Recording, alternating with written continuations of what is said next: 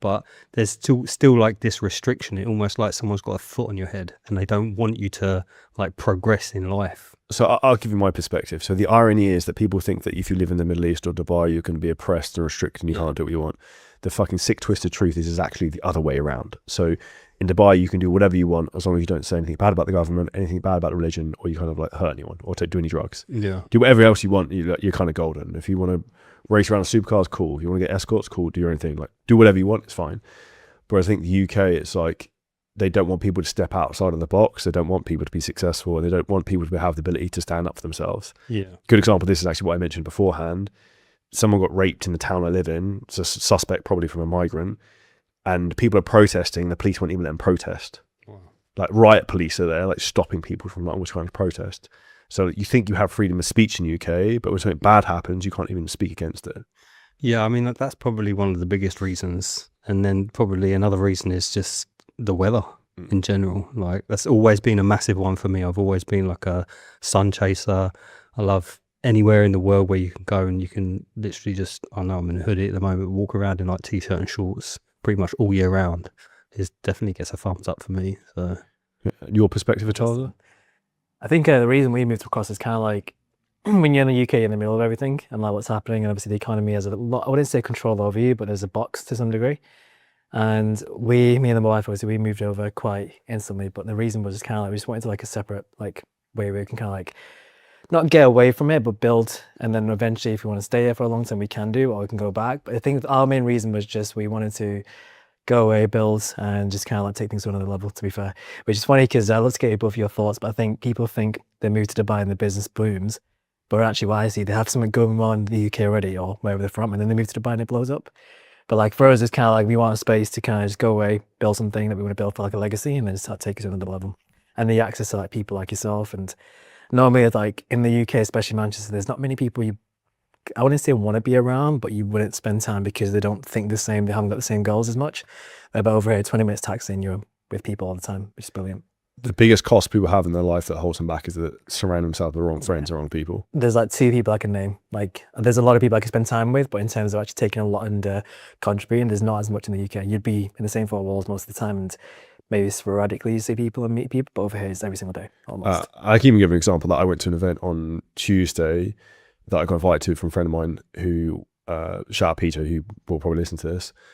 And it was an amazing event. There was like 200 people there from like all types of different industries, flown in from all over the world. I literally just drove 20 minutes down the road, hang out with the best people in the world, and then came home and then just continued my work. It's like literally not out of my way at all. No inconvenience. That's kind of what I mean by saying like it feels like you've got like someone's foot on your, like stopping you from progressing. And I don't know what it is. It's just something that I think is embedded in the British culture. Yeah, I agreed. It's very much like everyone will praise you to get to a certain point, but then when you get to a certain point, it's like they almost turn their back on you. 100%. And it's actually funny enough, I had this thought earlier on today about obviously the current situation, what's going on in Dubai, and how many people from back home in the UK are like thriving off of it. They're thriving off of the fact that Dubai is like under this pressure at the moment, because it's almost like they're reflecting their own opinions on what like they believe this place is like.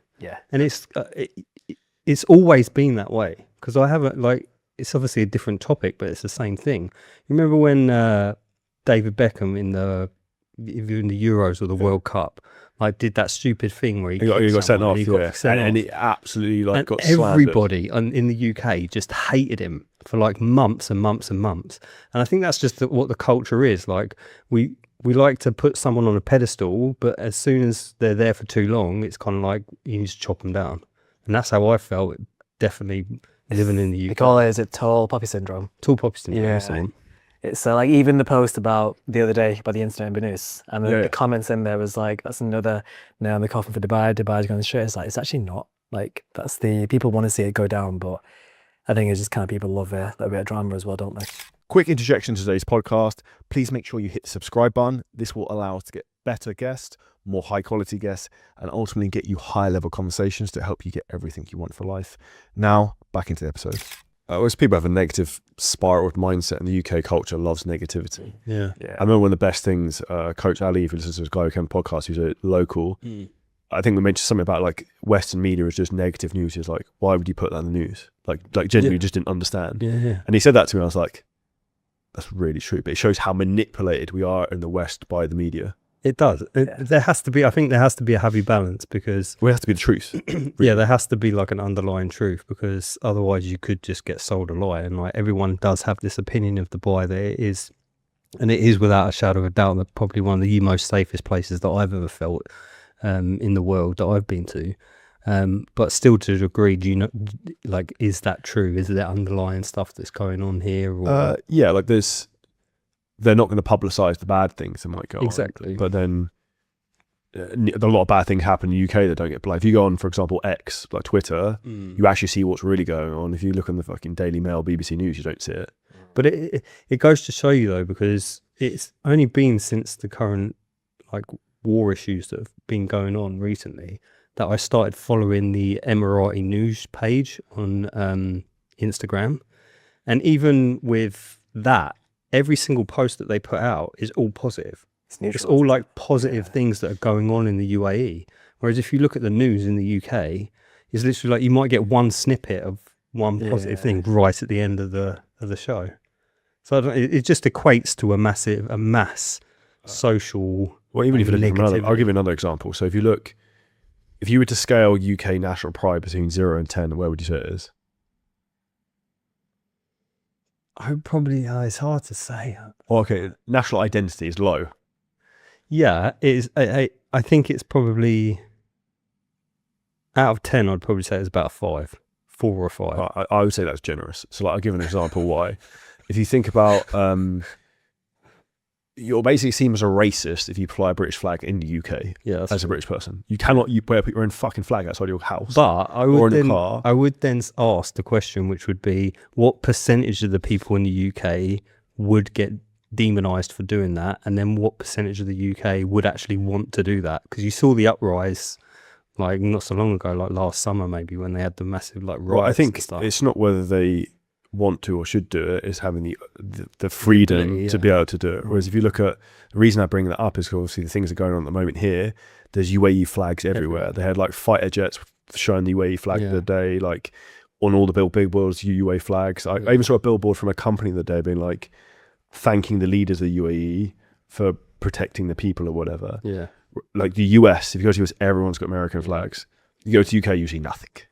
Which is such a strange thing if you think about it, considering it was a country that used to conquer, like had conquered the world and had something to brag about. But I think that's just kind of how things change. What do you think is probably the biggest misconception in terms of lifestyle about Dubai?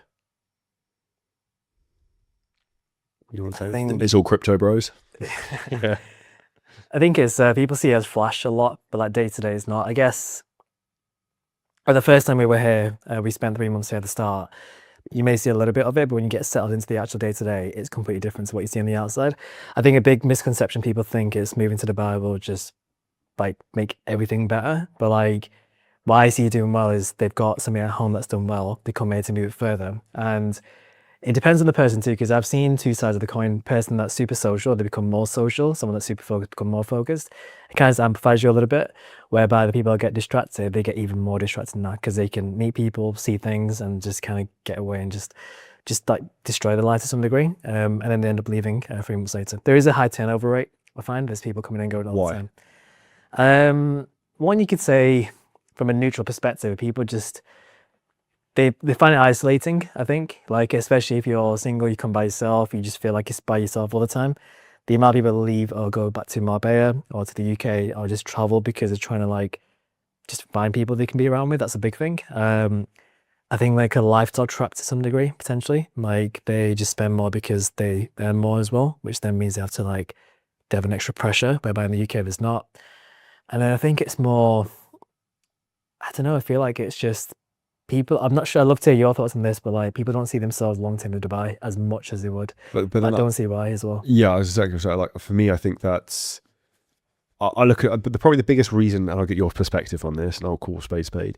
The biggest reason I think particular men come here and they're like, "Oh, I don't like this," is they feel uncomfortable by other people's success they see here. Then like makes them feel like, oh, I'm not good enough, I need to go back to UK. Yeah, it's Like that for me is the biggest reason of like, oh, like all these dickheads have all this stuff that are like, but in reality, like no one actually cares anyway.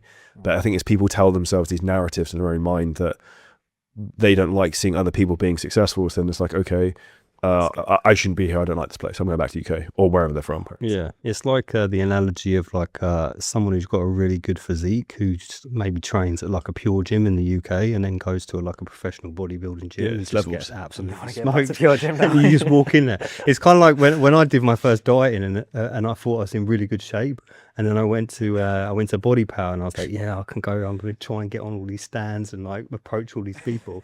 And I went there and I was just like, Not fuck's sake, I look like a child compared to the majority of these people. I think that's basically what it is. I think people come here with the perception that, you know, they can live a baller lifestyle, but the baller lifestyle is like never end. It's a never ending loop. Now, if you enjoyed this clip and you're a coach, creator, or a business owner and you want help in terms of how to scale your business using ads, AI, content, marketing, a lot of things we talk about on the show, then hit the link at the top line of our description in the YouTube video. You can book on a call with us and we'll walk through the whole process, audit your business, and show you where there's huge, huge opportunities for you to scale.